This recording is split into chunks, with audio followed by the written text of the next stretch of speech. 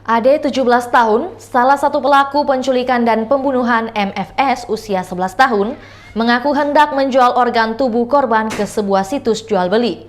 Pengakuan itu dilontarkan Ade saat dihadirkan dalam konferensi pers pengungkapan kasus itu di Mapolrestabes Makassar, Jalan Ahmad Yani, Selasa 10 Januari 2023 sore.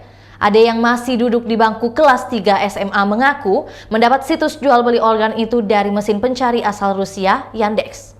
Di situ harganya $80.000 yang jika dirupiahkan kisaran 1,2 miliar rupiah.